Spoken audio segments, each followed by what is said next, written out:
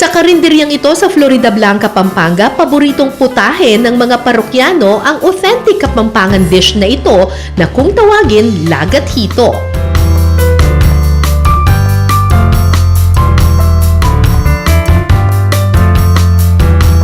Pag umuwi ako sa Pampanga, isa sa mga kinakainan ko talaga dito ay yung mga karinderyang Kapampangan kasi ang sarap talaga ng lutong bahay.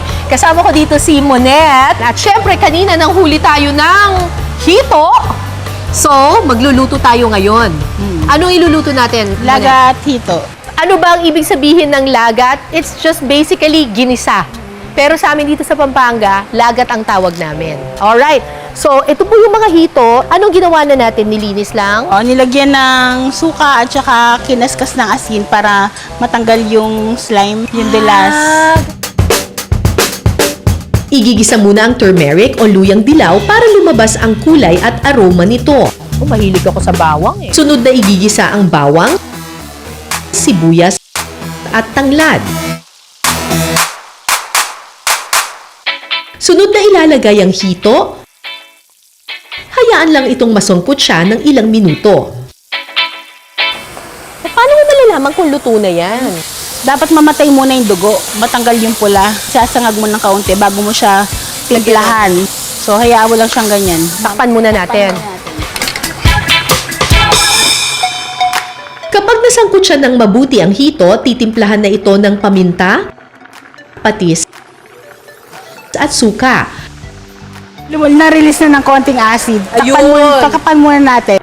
At saka pakukuluin hanggang sa maluto ang suka. Okay, tubig.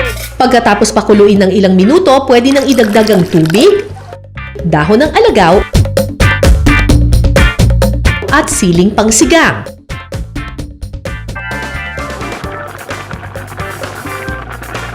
After a few minutes, ready to serve na ang ating lagat hito. Ang bango ah!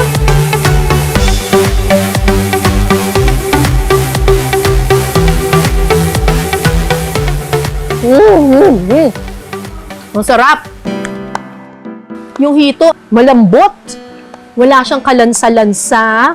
Tapos maasim-asim ng kaunti, pero lasang-lasa mo yung bango ng alagaw, tsaka ng turmeric, tsaka yung tanglad. Ay, panalo! Sarap! Para siyang paksiw, pero mabango. May ibang mga tao, hindi sila kumakain ng hito kasi sabi nila malansa daw. Pero ito, wala. Wala kang malalasahang lansa at all.